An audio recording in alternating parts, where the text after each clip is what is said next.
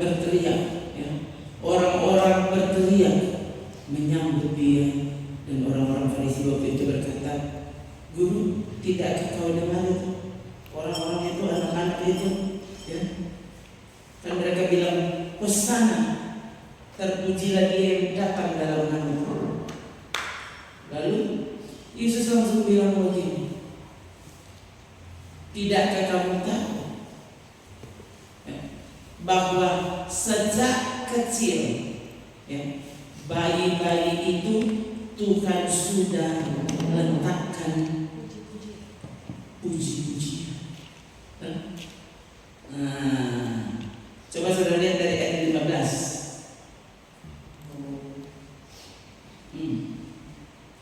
Ketika imam-imam kepala dan ahli-ahli Taurat melihat mujizat-mujizat yang dibuatnya itu, dan anak-anak yang berseru dalam bait Allah, "Hosana bagi anak Daud," hati mereka sangat jengkel.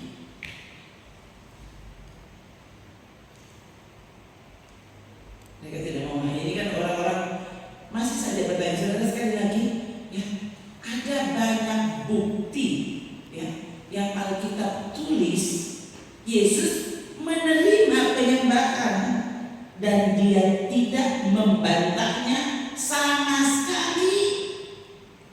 Ya, saya bilang ke saudara, murid-murid para rasul itu, ya, mereka itu coba saja kalau ada yang mau menyembah mereka, mereka langsung bilang, "Tidak boleh, kita sama." Kan? Itu kan pelajaran Yesus untuk mereka. Tapi waktu Yesus disembah, Yesus tidak bilang begini, "Jangan sembah aku." Mana ada? Lalu orang-orang malah tanya, di mana kalimat yang Yesus pernah bilang, "Akulah Allah, sembahlah aku"? Kenapa kamu tidak tanya di mana kalimat yang bilang Yesus bilang, "Aku bukan Allah, jangan sembah aku"? Mana ayatnya? Tidak ada kan? Yang ada justru Yesus disembah dan dia tidak berkata jangan sembah aku. Itu yang ada. Tapi orang memang dasar, kalau dia mau menolak menyembah Tuhan, mau menyembah Yesus, ya ada saja alasannya. Yang jelas saudara, bayangkan ini tiba-tiba saja muncul ayat ini, dan ini saudara perhatikan, mereka jengkel. Imam-imam kepala, ahli-ahli Taurat, mereka yang tahu bahwa Mesias akan datang, dan mereka tidak mau mengakui Yesus sudah datang, Mesias itu sudah datang, ya, Allah sudah datang dalam wujud manusia, dan orang tidak mau mengakui, ya. Dalam kejengkelan mereka pun berkata kepada Yesus, "Apa? Engkau dengar apa yang dikatakan anak-anak ini?" Kata Yesus kepada mereka, "Aku dengar." Gitu. Jadi bukan Yesus yang dengar, aku dengar. Belum pernahkah kamu baca? Dari mulut bayi-bayi dan anak-anak yang menyusu, Engkau telah menyediakan puji-puji. Dengan kata lain, Yesus menerima puji-pujian, menerima penyembahan.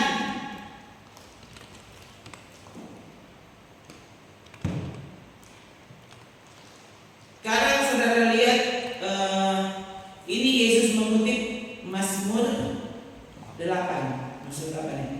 Kita lihat Mazmur 8.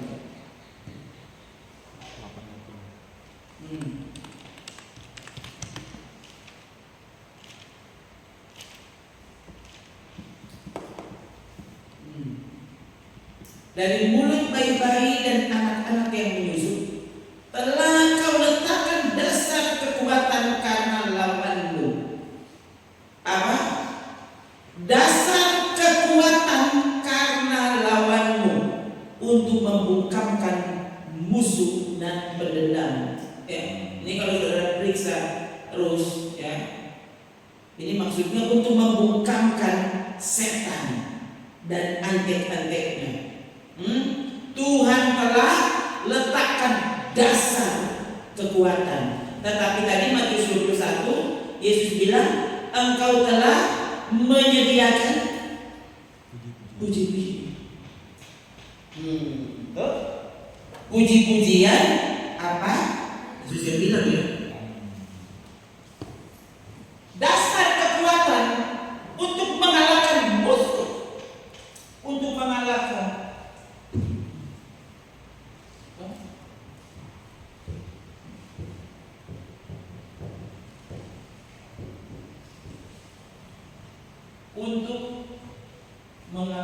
musuh, untuk kalahkannya.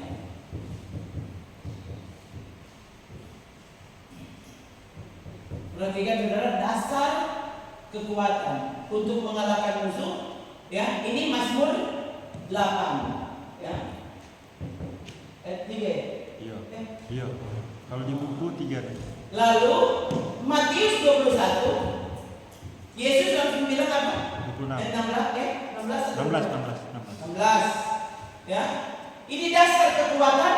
Yesus bilang apa? Pujian.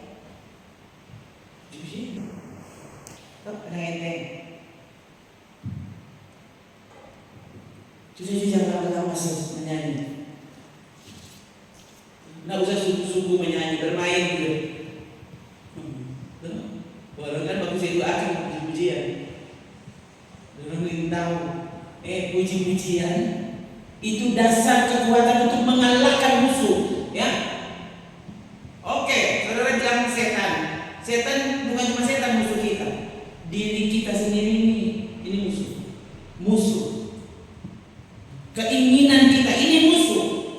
Harus dikalahkan, harus dibungkamkan, harus.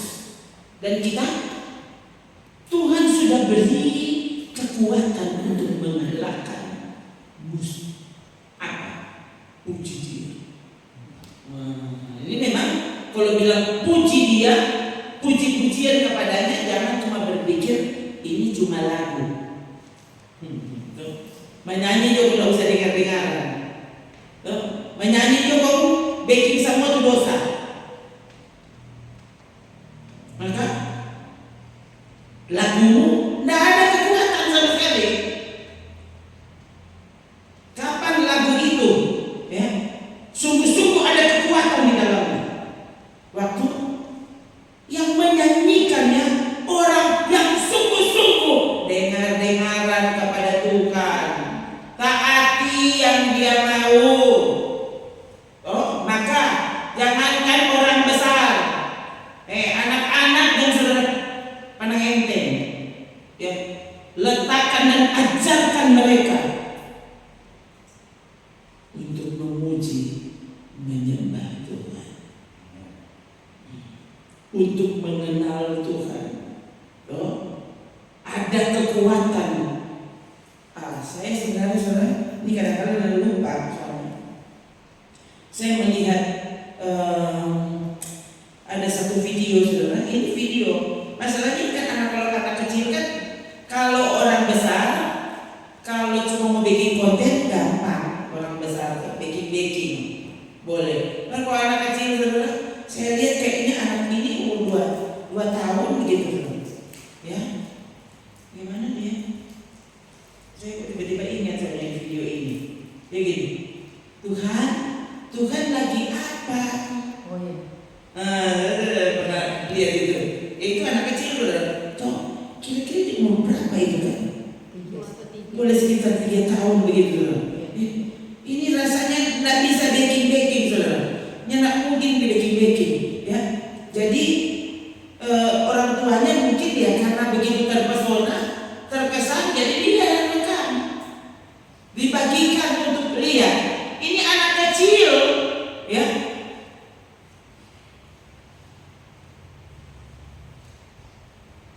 Yang kan anak kecil pun so ada, kan gimana buat dia? Apa buat sama dia bilang ya? Tuhan lagi apa? Bagaimana buat kata-kata saudara? Aduh, saya begitu terkesan saudara. Ya soalnya masih biasa selia untuk hari apa? Dapat lihat pulang. Tuhan lagi apa? Aku mau tidur atau apa begitu?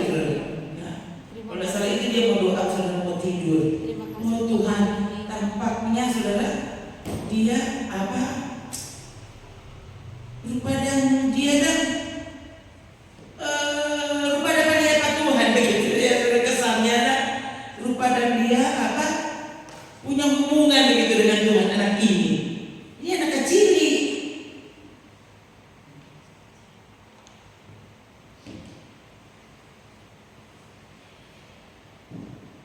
Tuhan lagi apa? Memang bagus sekali kalau saudara memang dapat lihat itu video itu. Saya berpikir saudara, ini bagus kalau saudara lihat. Sekaligus saudara berdoa sehingga anak-anakmu mungkin punya lagi pengalaman-pengalaman yang berbeda dengan Tuhan. Kau siapa mau ajar kalau bukan engkau?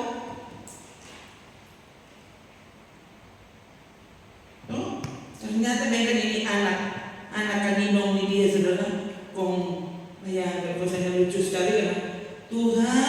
Tuhan lagi apa? Aku mau bobo, masalah kalau dia bilang begitu. Ya. Terima kasih untuk hari ini.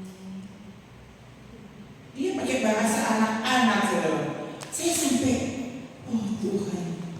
Ya. Ingat saudara, ini dibuat tanggal kita, ya. Yoel, ya. Kitab Yoel itu menubuatkan dari Yoel 2, ya. Menubuatkan tentang hari terakhir. Tuhan bilang apa? Aku akan mencurahkan rohku, bukan cuma orang tua. Engkau akan lihat anak-anak kecil bernubuat. Coba. Lalu anak kecil sekarang malah diajar yang lain. Coba saudara dong. Tuhan kalau mau bicara ya kan. Ini dari tadi saudara. Ya, saya ada satu bagian yang saya terkesan dengan Alkitab.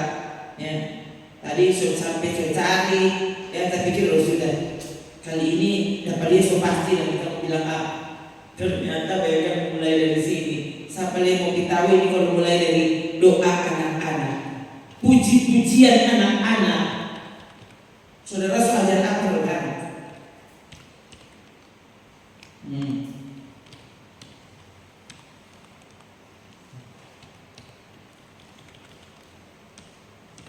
Kalau ada keterlanjuran saudara, ya pacar sampai anak-anak, begini, saudara mulai berdoa, tumpang tangan anak-anak, ya. Lalu ini kan lihat nih, Yoel 2 ayat 28, no? Kemudian daripada itu akan terjadi bahwa aku akan mencurahkan rohku ke atas semua manusia, maka anak-anakmu, berarti kan itu, anak-anakmu laki-laki dan perempuan akan bernubuat.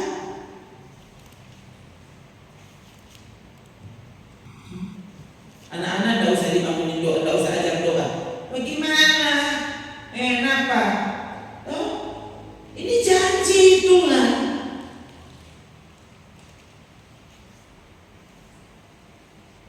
Ada hamba-hamba Tuhan yang sekarang ini begitu terkenal dipakai Tuhan. Mereka bercerita, orang jadi bikin PR di gereja sih ada. Karena di pemaham bahwa kata di ibadah orang. Jadi ada PR bikin di gereja habis ibadah. Orang bilang orang yang ada hari tanpa ibadah. Dan kemudian orang belasan tahun semua dipakai Tuhan. Lalu orang gimana? Ya, orang ada mau sekolah, ya. Loh kok saudara?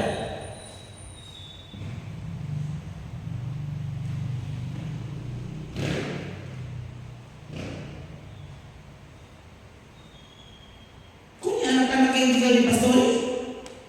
Apa orang pernah? Saya, sudah. Orang ketukuk mau sekolah, orang mau kerja, orang apa lagi? Jadi orang tak bisa ibadah. Pernah? Apa pernah saudara lihat? Ini anak-anak tidur di kamar untuk ibadah. Nah ada kan? Di sini tidak pernah.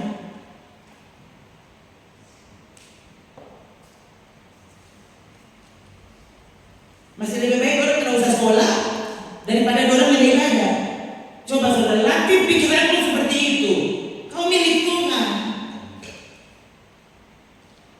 Lu bayangkan kalau itu anak gembala yang saya pernah cerita ke saudara hari April. Ya. Semua dijaga. 14 tahun semua menghembuskan nafas terakhir, sekarang sudah dikubur, sudah dimakamkan. Bah, tadi cuma dia meninggal.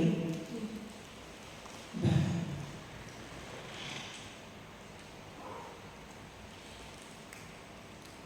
tolong minta tolong hari hidupnya buat apa? Jangan pikir saudara yang tua ya saudara yang mati, saudara minta kalau anak mau mati dia buat apa? Oh, mana enteng loh. Tiba-tiba berpikir saudara, dulu pakai keputusan pertolongan anak-anak, saya pikir sangat tepat. Ya, sekalipun dia tidak licin, karena yang paling tua kakak saya masih SMA, saya masih kelas 1 SMA, tapi sudah meninggal. Ya, tapi itu dia keputusan dan saya sangat tahu. Dia bilang apa? Dia sudah bilang pada Tuhan dan dia mengambil keputusan. Kalau anak-anak saya ya harus SD sampai SMA harus, apalagi sekolah Alkitab, itu lebih harus. Yang saudara itu dia keputusan. Ya. Kalau belajar ilmu pengetahuan umum, pengetahuan di sekolah harus, apalagi belajar Alkitab itu harus. Ya. Memang dia waktu itu dia bilang setelah mau di sekolah Alkitab, terserah mau gimana ke, mau bikin apa mana-mana. Tapi saudara kemudian setelah saya sudah di sekolah kita, tapi kita DP diplomasi, karena dia sudah tahu kalau sudah di sekolah kita biasanya anak sudah berubah di pikiran, sudah berubah di hati. Dengan kata lain, dia lebih rindu anak-anaknya melayani Tuhan. Dan Pak Piling tahu semua ini anak semua sekolah Alkitab. Tuh saudara, kali lagi ini yang direncana. Ya, tadi saya rencana mau Lukas 24 saudara hari ini. Tapi yang terjadi ini sampai pemberitahuan bicara anak-anak. Lukas 14 sorry.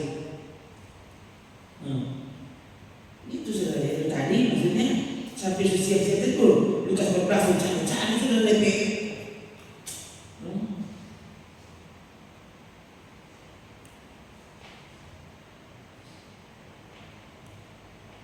Kali lagi Tuhan mau buktikan kepada saudara bahwa Dia sangat memperhatikan kita. Terus yang saudara lihat, ini gejala yang mengerikan yang terjadi masa kini. Yang saudara pikir nyanda apa-apa, ternyata bukan cuma apa-apa.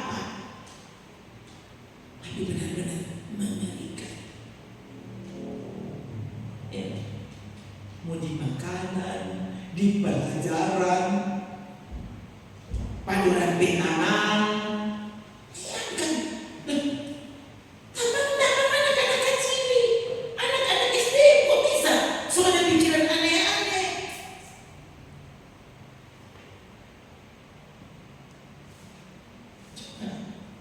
Jika saudara yang persembahkan ke Tuhan, anakmu itu targetnya setan. Kalau dia tidak dapat pada mama dan papa, dia dapat pada Tuhan.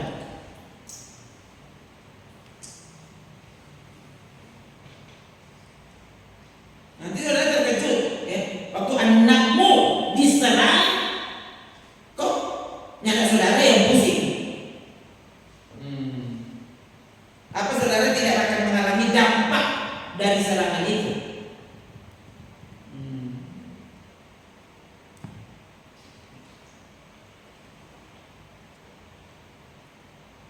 Memang saudara mengganggu anak-anak. Ya, lihat ada beberapa pendeta yang menurut saya lemah lembut dorang. Ini boleh dapat dengan anak-anak. Baca gini orang bilang, orang datang sini dengan firman Tuhan ya. dengan anak-anak Batalia. Tolong, ya, tolong pengertian tolong itu di apa? Apa sih? Apa ya? Tolong maksudnya kasih singkirkan nih. Kalau yang bilang begitu, padahal itu dia tahu orang bertambah, bukan pada gereja sendiri. Bila saudara, karena saudara saya juga alami. Saudara berdiri saja, coba kalau misalnya ada yang datang, saudara kata langsung apa balik? Ini langsung buyar saya.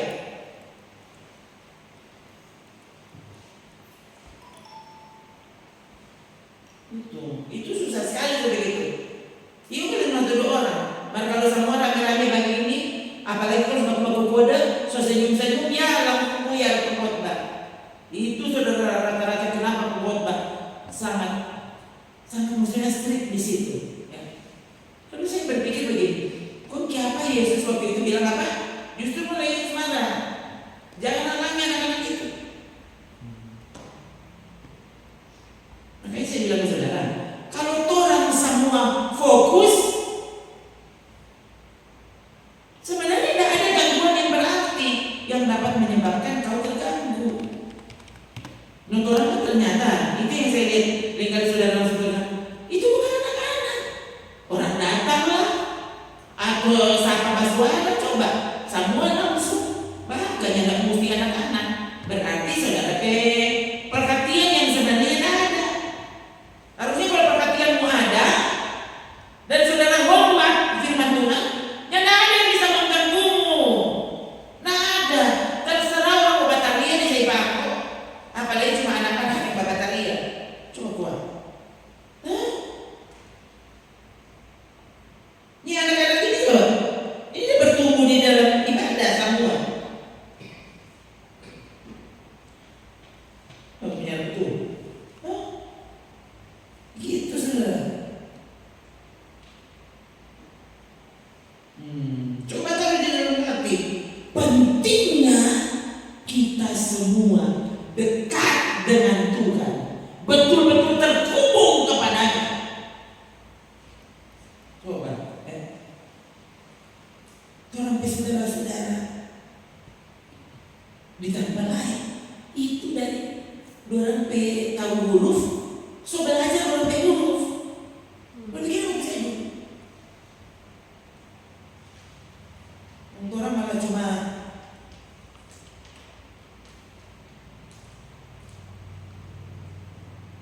semua itu cuma tuh, dia cuma yang penting cuma berkuku seru, cuma bermain, cuma tuh saya kata Tuhan tolong, Tuhan bantu orang.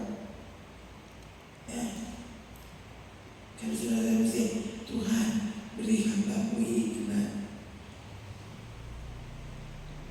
untuk mengatasi hal ini dengan tepat.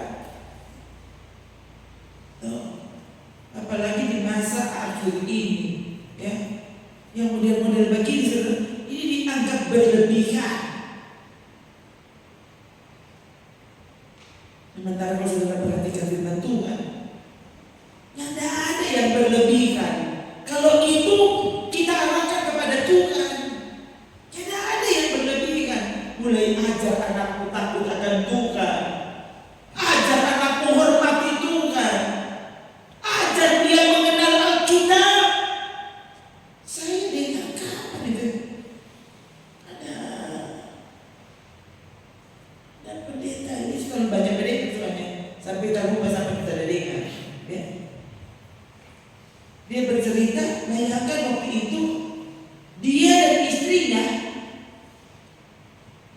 orang karena membacakan Alkitab untuk anak-anak mereka, mereka sengaja beli Alkitab anak-anak,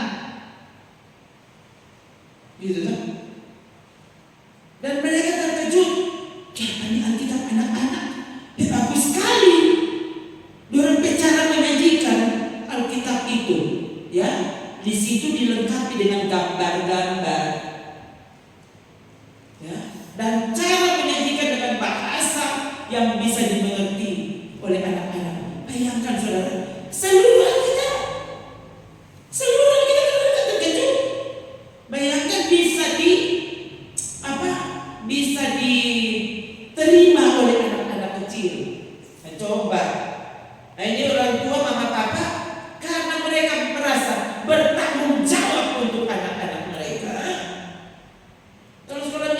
seminggu 1 kali. Anak-anak di rumah denganmu. Coba saudara, daripada saudara baca kita di orang yang tak guna, coba cari kita yang membawa anak dan arahkan mereka kepada Tuhan. Perkenalkan mereka dengan Tuhan mereka. Coba zaman dulu ini Oma Depopa, pehambak apa? Semua cerita ke anak-anak, cerita tentang Yusuf, cerita tentang Daniel, cerita tentang begitu kan? Ini cerita yang dulu. Sekarang sudah ada televisi, ada HP, soalnya tidak ada orang tua yang peduli dengan anak mau belajar apa, mana-mana mama mau bangun sendiri. Akhirnya kau tidak tahu anakmu sedang diracuni dan kau tidak tahu. Nanti saudara mau ajar kalau dia sudah 15 tahun, akhirnya sampai patah-patah tuh ban tidak guna. Siapa? Ini semua mendarah daging saja. Pada orang yang lebih berkuasa Ultraman daripada Yesus Kristus, Batman, siapa lagi?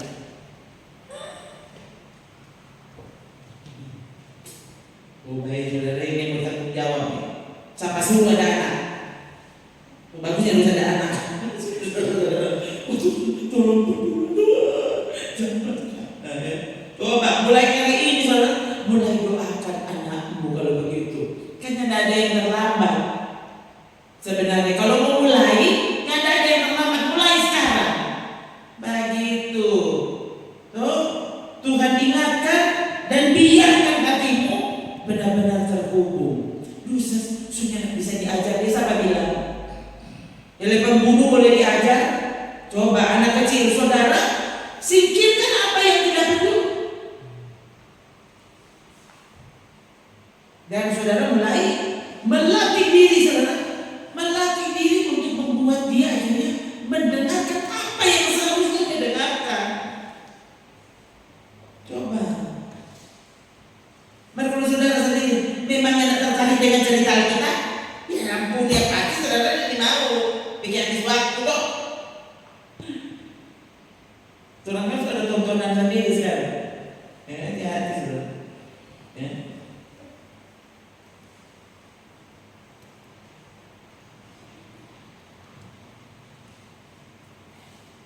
Sejak kecil Tuhan sudah meletakkan kekuatan untuk membungkamkan musuh dan pendendam.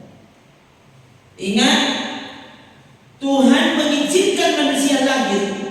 Dia punya rencana atas manusia yang Dia izinkan lahir dan hidup di dunia. Nah, kalau Tuhan punya rencana, setan paling tidak suka. Tuhan punya rencana orang. Jadi kalau dia nggak dapat dari mama dan papa, no, nanti dia serang ke anak kecil. Baru aku pusing, kok. Masalahnya karena itu anakmu, maka Tuhan akan tuntut tanggung jawab dan saudara.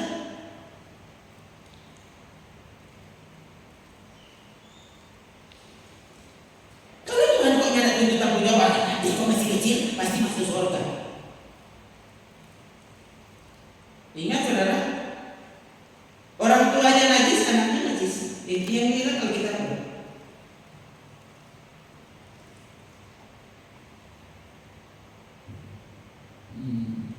Jangan biarkan anak-anakmu melakukan melakukan saudara enggak. Nah kalau saudara belajar untuk menghormati Tuhan, dengan sendirinya saudara ajar saudara ke anak. Saudara akan ajarkan apa yang kau sendiri hidupi, toh begitu toh.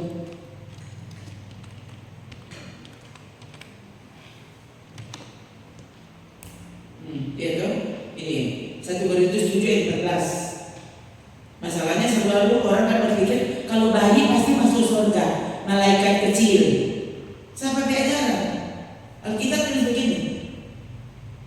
Suami yang tidak beriman itu dikuduskan oleh istrinya. Istri yang tidak beriman itu dikuduskan oleh suaminya.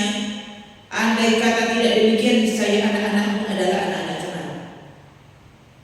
Tapi sekarang mereka adalah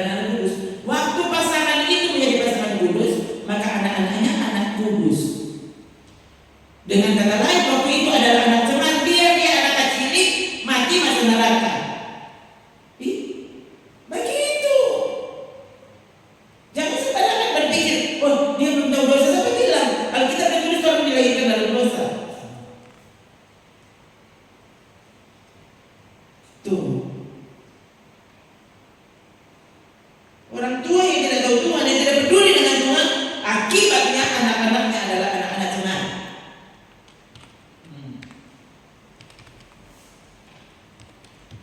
Lagi perkenalkan mereka dengan Tuhan.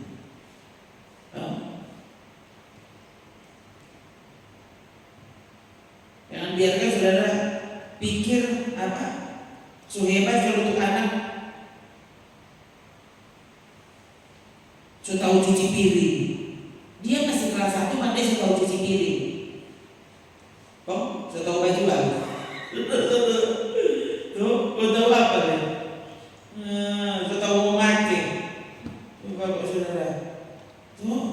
Kasih tahu. Aduh, kenapa ya? Ini anak kecil, dia DP gaya. Kenapa dia suka diskon? Dia DP gerakan kan? Oh Tuhan dari sana. Oh Yesus Tuhan tolong.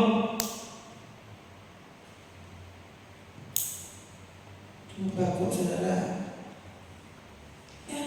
Jangan biarkan anakmu jadi anak cemal. Coba perhatikan sekali lagi. Nah saudara kan berpikir, kalau begitu ini cuma favor itu tante-tante yang om yang baru ada anak kecil. Nyanda. Itu for orang semua. Waktu saudara adalah orang yang sungguh-sungguh takut dan menghormati Tuhan, kau pasti akan melakukan hal ini. Jadi semua mulai dari Tuhan. Anak-anak tidak mungkin akan mulai sendiri. Mari saudara kita di dalam hati. Tuhan akan menuntut ini pada pengajaran kita. Coba pengkhotbah pasal terakhir coba.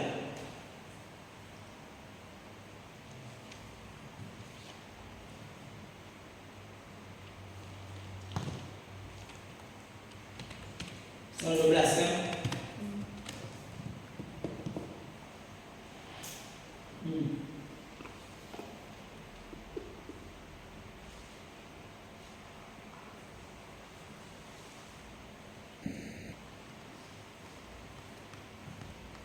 Jadi, ayat 1, ingatlah akan penciptamu pada masa mudamu.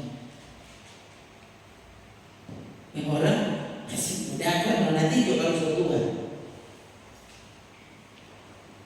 Justru orang mesti ingat Tuhan waktu orang masih muda.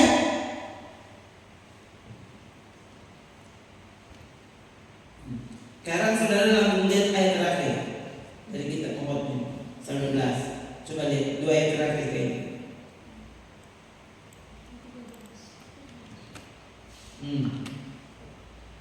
Coba masuk bahasa yang pertama 3. Akhir kata dari segala yang didengar ialah takutlah akan Allah dan berpeganglah pada perintah-perintahnya, karena ini adalah kewajiban setiap orang. Karena Allah akan membawa setiap perbuatan ke pengadilan yang berlaku atas segala sesuatu yang tersembunyi, entah itu baik, entah itu jahat.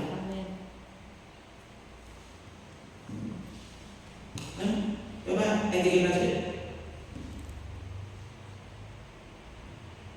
Takut akan Allah, berpegang pada perintah-perintahnya, ini adalah kewajiban setiap orang.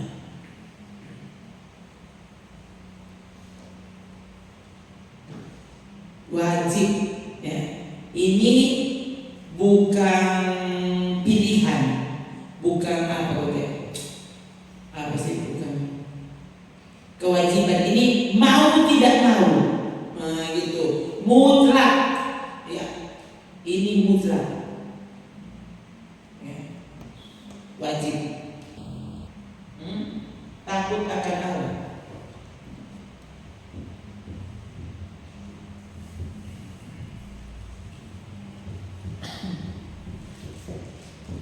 Lalu taat firman.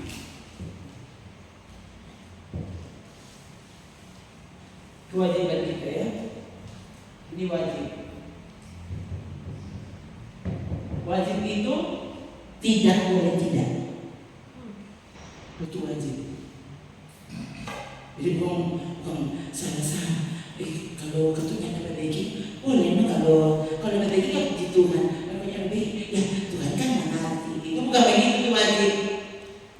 Kalau wajibnya ada alasan, itu wajib. Nggak ada alasan. Ya. Setiap orang, ini perkataan siapa? Salomo. Salomo itu siapa? Punya hikmat luar biasa. Kekayaan luar biasa. Jadi kerajaannya luar biasa. Kok? Kenapa dia berkata-kata? Kenapa? Karena akhirnya dengan semua yang dia miliki, dia mesti akui kalah dia.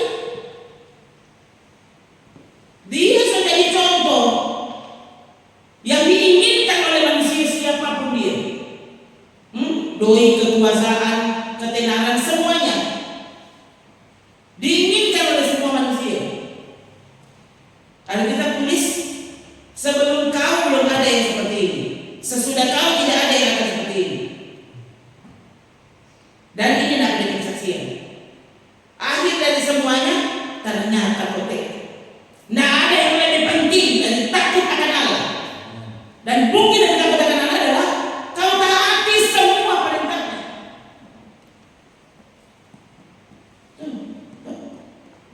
Kalau perkataan dari orang anak belum tahu apa jadi kaya. Kalau sedikit orang kaya yang kemudian Musa apapun itu, mau orang artis kaya, pendeta kaya, habis itu rusak semua.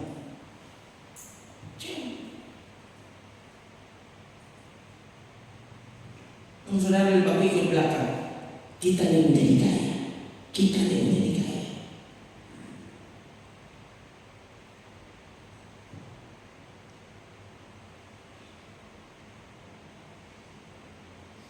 Kita yang menjadi pandai. So bilang akan permulaan pengetahuan takut akan Allah. Lalu takut akan Allah justru diabaikan. Lalu berpikir kalau dia pandai, bodoh itu nama. Coba, iya, takut akan Tuhan adalah permulaan pengetahuan. Siapa yang gila ini? Orang bodoh.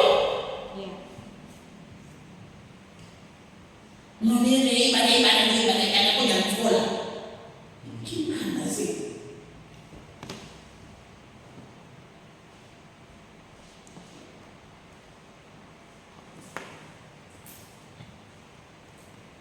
Kenapa itu? Ini cuma permulaan pengetahuan. Mengelola orang, ya, orang mau ulangan. Gimana sih aku?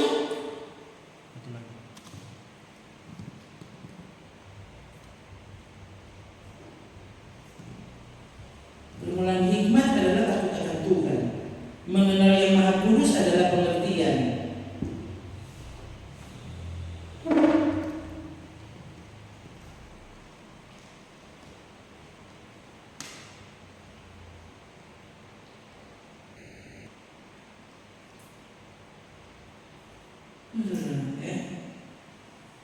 Harusnya dunia yang semakin rusak masa ini, semua yang anak-anak ini boleh, yang dulu tuh orang yang tahu dunia, zaman dulu tuh anak-anak tuh orang tahu, sekarang anak kecil, dulu sudah semua punya baca, tuh yang kita punya betul, dulu sudah semua belum PKP.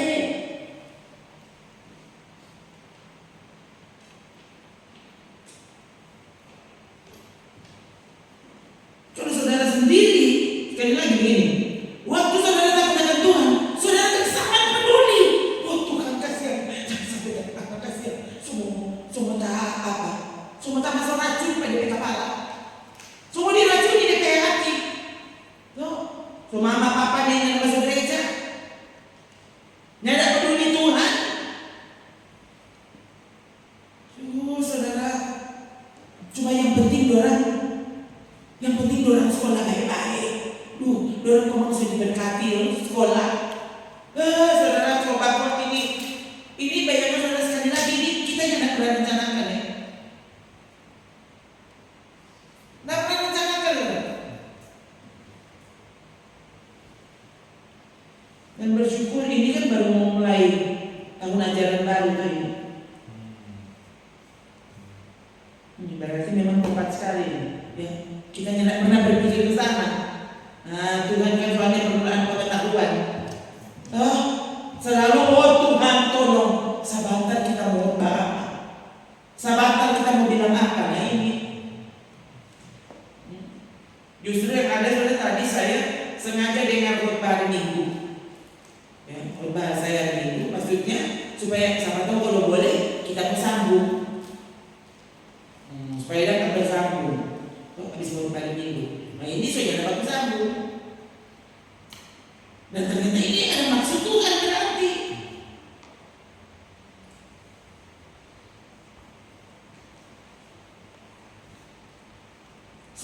Sebelum menyesal kemudian tak ada gunanya,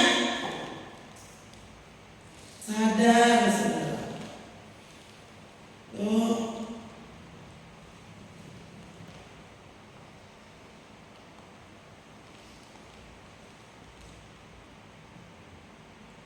Sekarang orang-orang yang datang masuk gereja aja kayaknya juga bukan orang Kristen doang.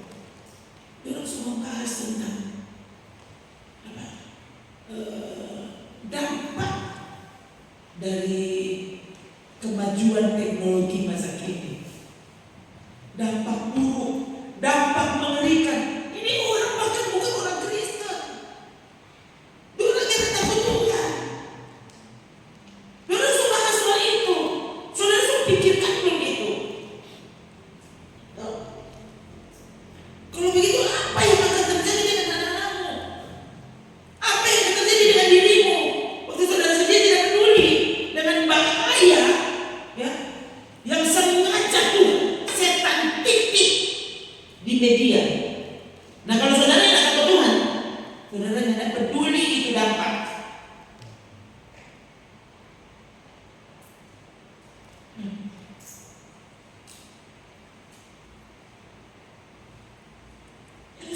Saya itu perhatikan kembali.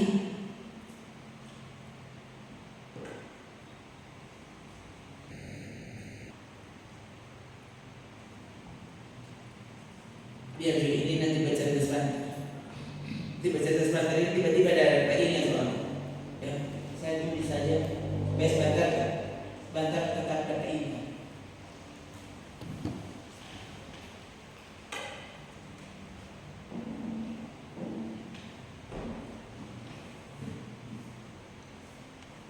Ini adalah saudara yang kemudian saya juga begini. Kiokan. Hati-hati. Ya. Kalau di mimbar saja setan berusaha menyusup, apalagi di medsos, apalagi di internet.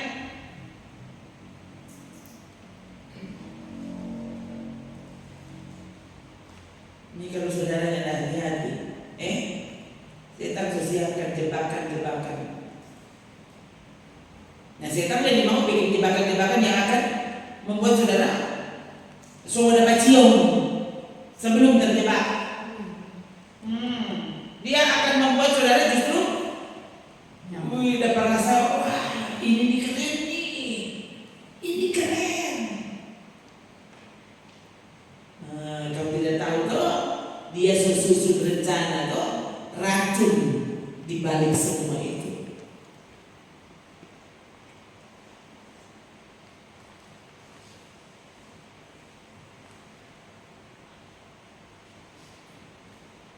Kan, ya.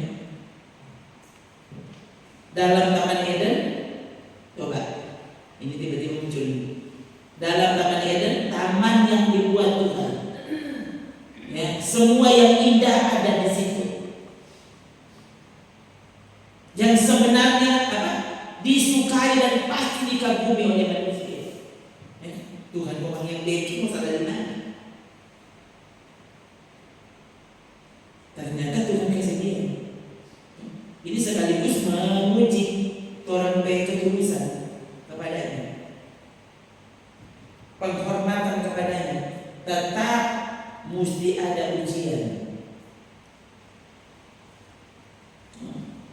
Tuhan sangat menginginkan waktu diuji saudara memilih dia. Itu dia suka sekali. Orang begitu. Masih lebih baik, Tuhan tolonglah aku Tuhan. Aku percaya, tolonglah aku yang tidak percaya. Al-Qus berapa itu? Itu. Tuhan lebih suka begitu. Tuhan tolonglah kita. Kan itu. Tuhan tanya, apakah kau percaya? Aku percaya. Tolonglah aku yang tidak percaya. Yesus bukan enak.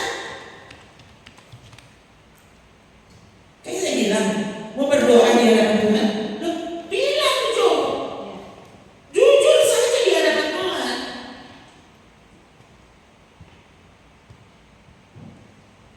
Nah, coba lihat ayat 23. Lihat. Yesus bilang apa? Jawab Yesus. Ya. Kan soalnya papanya bilang, bagaimana saya ketemu dulu?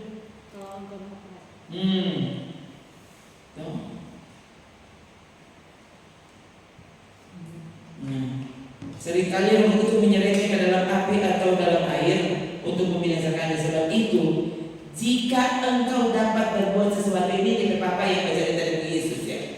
Tolonglah kami dan kasihanilah kami. Lalu Yesus bilang apa? Katamu jika engkau dapat. Nah, Yesus bilang apa? Kamu bilang kalau aku bisa.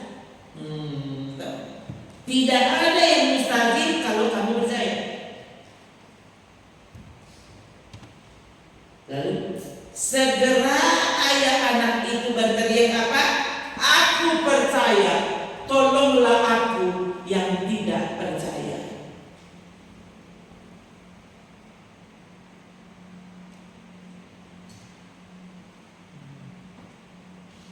Mengaku lebih bagus belum? Ya kan lebih bagus kan orang ini mau mengaku. Kok sama mau tolong aku? Kan dia bisa menolong kita, cuma Tuhan. Dan kalau dia dapat Tuhan saja orang ini mau mengaku.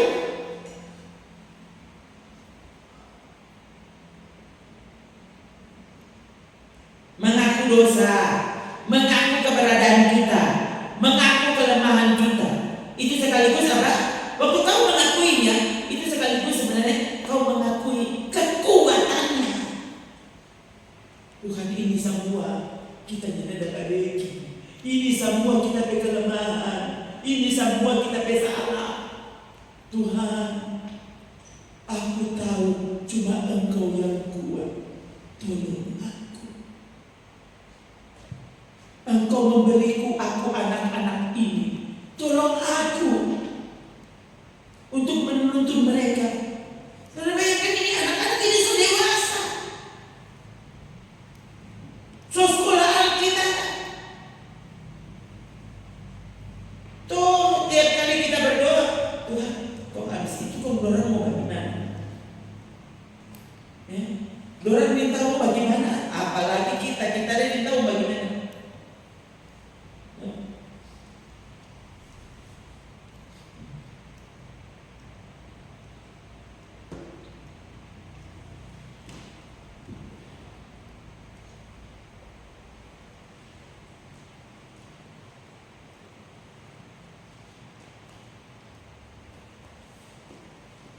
Waktu saudara percaya Tuhan,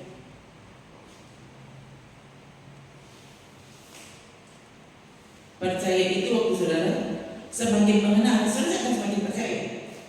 Ternyata bukan. Orang punya salah percaya.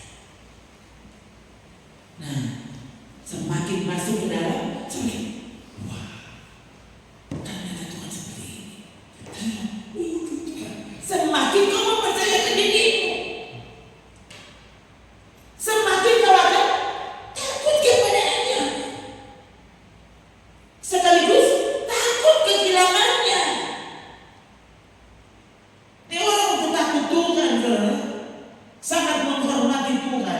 menghormati perintahnya. Dan ada lagi yang saudara paling takut untuk hilang. Tuhan, aku tidak mau kehilangan. Aku tidak mau kehilangan kerinduan. Tidak mau kehilangan semangat untuk mengasihimu. Mana rumah berapa itu? Rumah 11 ya? Yang mana? Biarlah roh menyalakan apa itu? 12 ayat 11.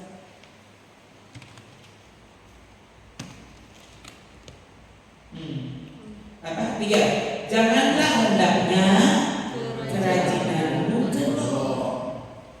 Biarlah rohmu menyala-nyala melayani Tuhan.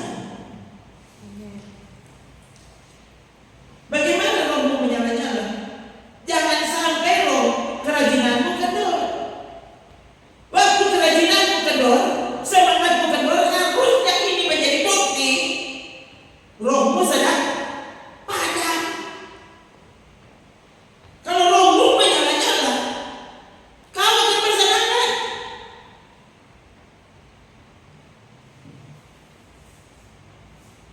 Semakin saudara masuk ke dalam, semakin saudara ketik apa dibuat Tuhan untuk mengerti. Semakin saya sadar kalau kita betul-betul tidak punya apa-apa Tuhan. Ya. Satu-satunya yang dapat disebut sebagai milik kekayaan adalah kepemilikanku akan Tuhan dan firman-Nya. Itu kekayaan. Kekayaan yang menyelamatkan lagi. Yesaya berapa itu? Kekayaan yang menyelamatkan. Takut akan Tuhan pada saat. Takut akan Tuhan adalah kekayaan yang menyelamatkan. Yesaya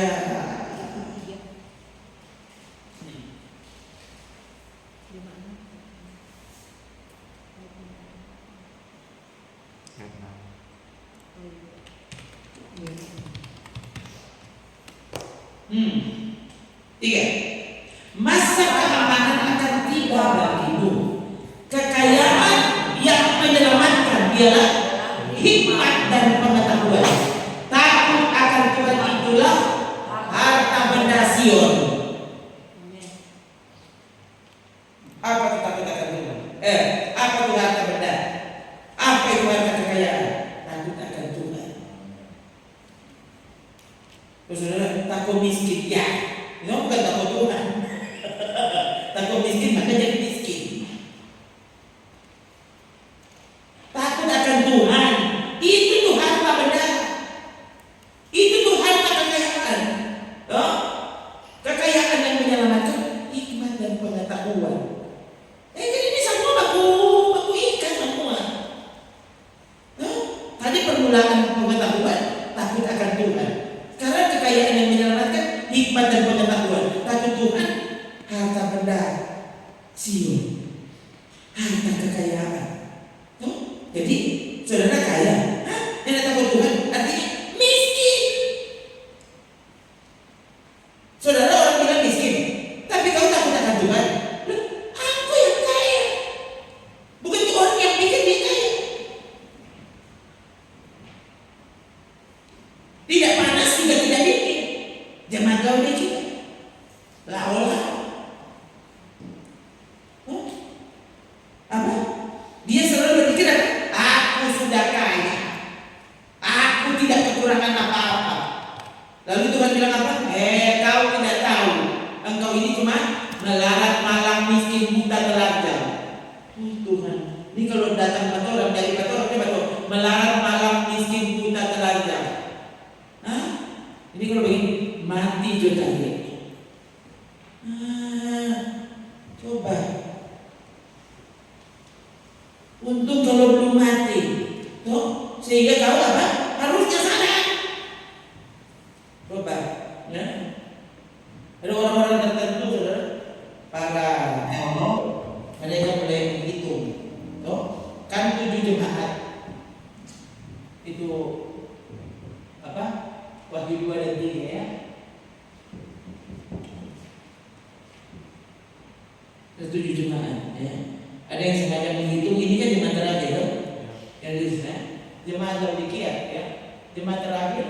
jemaat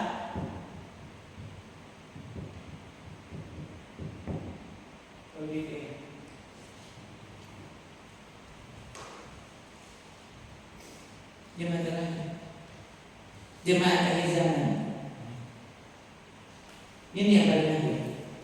Dan kalau saudara buka mata dan lihat, no? Ini ciri gereja masa kini. Tidak ingin, tapi juga tidak malas. Masih ada dong. Mana lagi kegiatan? Sama itu kegiatan yang pernah tidak suruhkan orang bikin. Selalu dimulai dengan ibadah. Nah, ibadah kan orang mesti mengutamakan Tuhan kok. Biar cuma 10 menit. Biar cuma asal-asal yang begitu orang beribadah.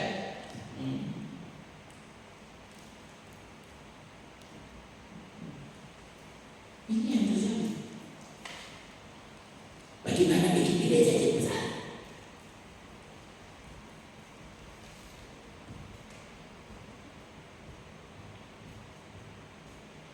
Tuhan cuma bilang apa?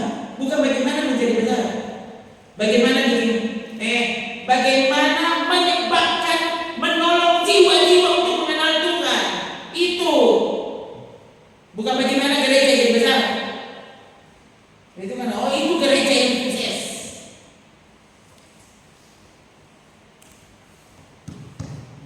Sama orang bedoi, orang sukses kalau sebanyak sekali orang bedoi.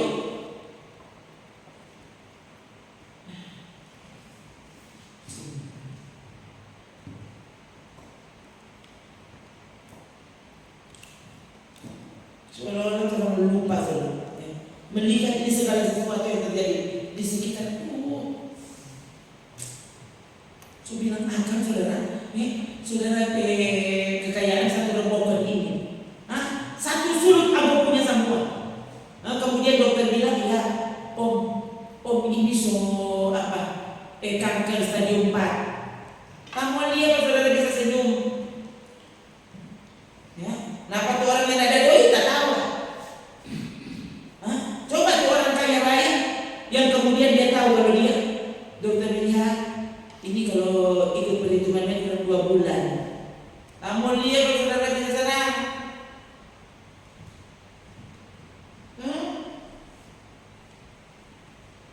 Lebih sebagai dokter sudah, soalnya tidak ada harapan. Oh kasihan. Ini tahu tubuh apa yang terjadi baru orang-orang sadar kalau sebenarnya yang disebut kekayaan itu untuk kau sungguh memiliki Tuhan dalam hidupmu. Dan Tuhan itu tuh orang paling abaikan, paling tidak peduli. Dia bilang apa tuh orang yang suka bikin yang lain. Misalnya sampai neraka tuh dia takuin, iran kita. Manusia masa kini ini orang dalam gereja. Kok jangan takut tahu kalau mati masa neraka kan saya bilang begini ini. Kok kalau bikin ini mati masuk surga. Orang sudah tidak takut neraka, dia tidak percaya akan surga. Benar lihat ya, orang tuh mengabaikan takut akan Tuhan, mengabaikan pengetahuan yang tepat pengetahuan yang tepat.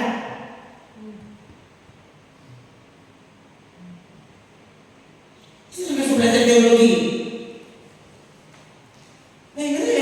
Dia nggak ada. Malam hari kita ada dengar. Dia bilang loh, saya ambil program doktoral sampai 2 kali. Kenapa? Itu program dokter itu teknologi. Saya bilang, iya. Program dokter pertama, dia bilang kita berhenti. Oke beberapa bulan ikut. Kenapa? Karena para dosen bilang kejadian pasal 1 sampai pasal 11 kalau salah itu dongeng. Neng. Bukan main. Jadi dia bilang, kita ikut takut, ikut berhenti. Siapa terima mau kuliah Pak Moni?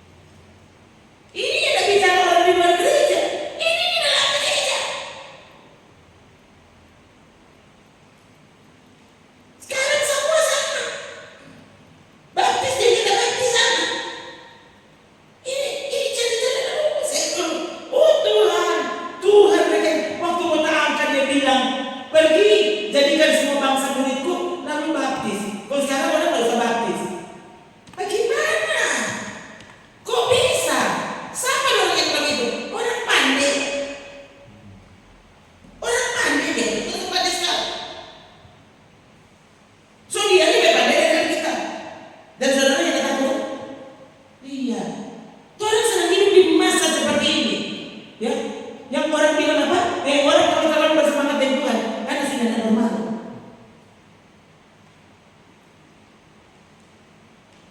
Kalau semangat cari doi, orang malah puji. Ini ada apa sebenarnya? Kau tuh hanya takut. Harusnya kau takut. Ini lebih gila dari tsunami, saudara tahu? Lebih gila dari perang di sana. Kau perang di Gaza. Kamu itu. Kalau mati di sana, asal kau mati dalam iman, masuk surga. Tapi untuk saudara, ya, kalau dalam peperangan yang sebenarnya, harusnya kau mesti menang. Saudara silakan masih hidup, banyak doi. Tidak dingin, tidak panas, tahu? Kau tidak bertobat? Oh, keselamatan anak mungkin hilang, saudara. Baca lagi coba tadi. Oh, ayat 3 tadi. Lebih kira.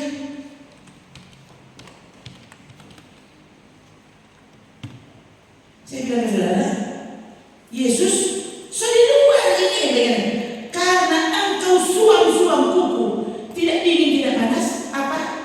Aku akan memuntahkan engkau dari mulutku. Masa jadi muntahnya Tuhan mau masuk surga? Ini pelajaran dari mana? Sadar. Sama bilang keselamatan yang saya dalam ini kenapa? Ini gereja, saudara. Bukan gereja sebuku. Justru kalau saudara mau lihat keadaan jemaat Laodikia, orang kaya raya, berarti dong kayak gereja paling besar, paling keren, paling megah. Tapi di hadapan Tuhan, kamu tidak sebenarnya tidak lebih dari melarat, malam, miskin, buta, telanjang. Kau yang usah bergaya. Selalu berpikir kalau gereja besar, gedungnya megah, ini yang paling gagah. Lihat.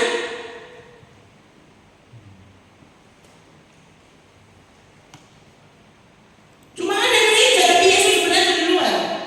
Terusir, kenapa? Bayangkan, acara lain, masa itu apa? Resepsi pernikahan, iya cuma 10 menit. Tapi masa lagi resepsi dong? Kalau ibadahnya, itu supaya lama sekali. Cuma ini bagaimana ini? Dan kita tidak merasakan ini. Ini ada apa yang terjadi ini? Gereja masa kini. Harusnya ini lebih gila dari AIDS, lebih gila dari kusta, lebih gila dari serangan jantung.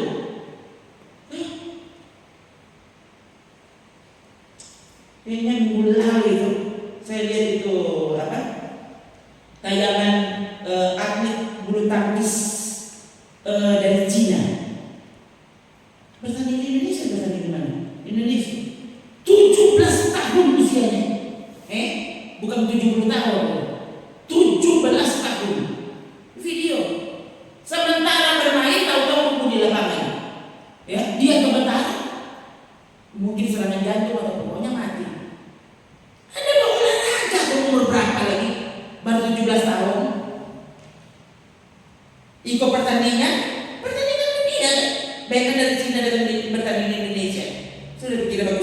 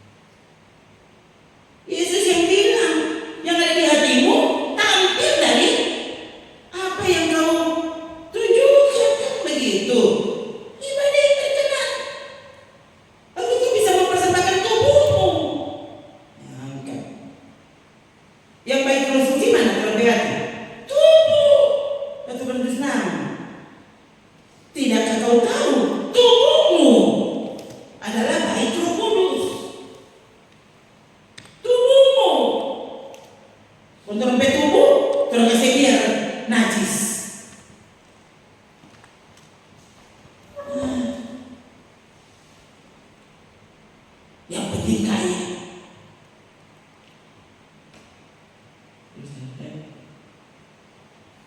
Stop berpikir teman-teman tuh nyala berbusuk-busuk itu.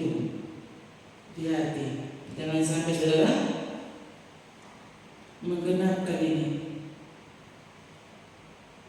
Jadi lupa jemaat Laodikia sampai nggak peduli Yesus mau di mana, pokoknya kalau tak tambah orang peduli, tak tambah orang. Lu dikira dia rasa cerita kok? Iya saudara, tapi kita cuma orang tak tambah orang Tuhan. Jaga hati-hati. Ya, kebenaran tetap harus disampaikan. Iya saudara tuh. Kita udah bagaimana?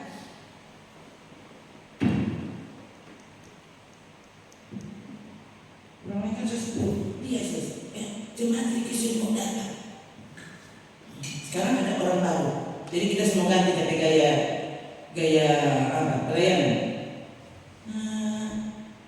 Yang saya rindu ini datang apa? Ya, jadi kita harus suka jiwa-jiwa datang. Kenapa? Karena rindu Tuhan dimuliakan, Tuhan disenangkan. Itu. Berapa orang datang, tapi kebenaran kemudian ditolak sunat. Tahu? Akhirnya tidak dingin, tidak panas. Yang penting banyak orang di gereja. Coba saudara doakan saya, sehingga kebenaran tetap adalah kebenaran, tidak bisa diselewengkan, tidak bisa dikurangi, tidak bisa. Kebenaran tidak bisa disederhanakan, tidak bisa. Ya, berdoa saudara, tolong lebih baik mati sekarang, ya, daripada kemudian orang mati dalam dosa. Supaya karena apa? Supaya diterima semua orang.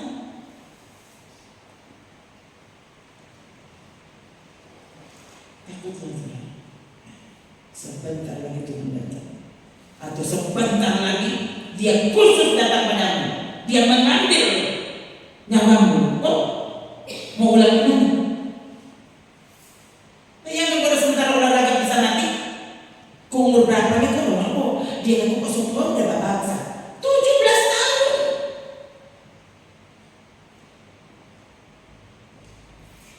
Jadi kita datang dari Cina, berarti dia sehat walafiat.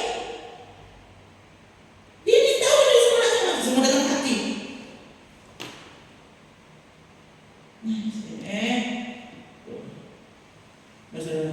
Kalau Yesus bilang neraka itu adalah api yang tidak terpadamkan, yang bilang Yesus. Cacing-cacing tidak akan mati di sana, yang bilang Yesus. Di sana terdapat ratapan dan kakak gigi, yang bilang Yesus. Kegelapan yang mengerikan, yang bilang Yesus. Kalau Yesus yang bilang seperti itu, artinya harusnya kau takut. Kau bisa nyalain apa sih? Sudah lebih takut menyalain doi, lebih takut menyalain makan.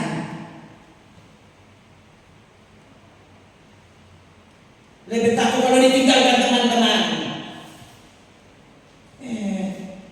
Yesus bilang apa? Lukas 14 ayat 33 semua.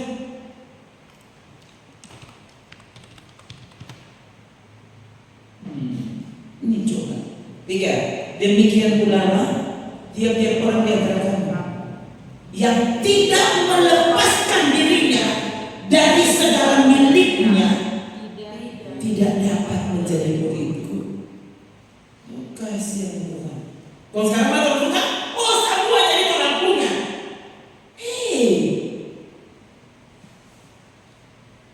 Murid Yesus itu seperti murid. Coba cek lagi. Kalau ini sudah jadi murid Yesus, aku seperti murid. Kalau cuma sekedar jadi anggota jemaat, mati masih neraka. Harus menjadi murid Yesus. Dan sekali lagi apa? Murid Yesus apa? Bersedia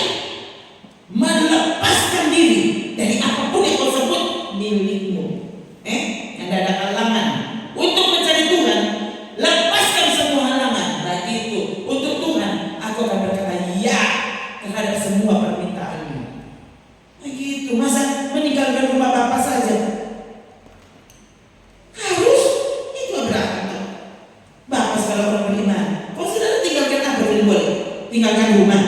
Tinggalkan apa yang bisa? Lalu kau masih ikut Yesus? Semoga belum mati sekarang. Saudara sadar.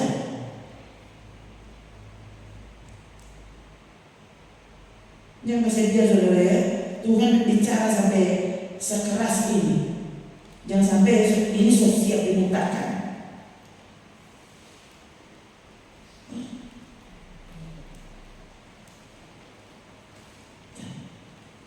Coba saudara tahan memuntah kalau boleh. Itu semua sakit dulu Tuhan tolong. Kalau muntah dulu lebih baik tolong. Masih lebih baik muntah juga. Daripada muntah coba bikin lupa. Nyana mau lupa dulu muntah. Nah itu. Bayangkan Tuhan menggambarkan gemasnya kepada jemaat Laodikia. Seperti dia hendak muntah. Masa saudara bikin sampai Tuhan rasa muntah? Kau nyata takut. Jadi Tuhan bermuntah kok masuk surga. Kasihan. Sementara apa? Orang yang meninggalkan Tuhan seperti anjing yang menjilat muntahnya. Cuma anjing yang mau menjilat muntahnya. Kalau sampai Tuhan muntahkan kau, dia tidak akan menjilat lagi. Dengan apa? Kalau sampai Tuhan kasih muntah betul, Tuhan tidak akan jilat lagi. Kau sudah murtad selamanya. Sekarang kalau dia masih rasa muntah, Tuhan ampuni aku. Jangan tinggalkan aku. Itu ya. Berdoa, bicara kepada Tuhan. Ya.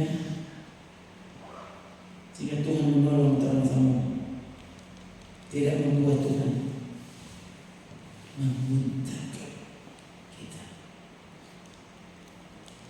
tapi semakin membuat Dia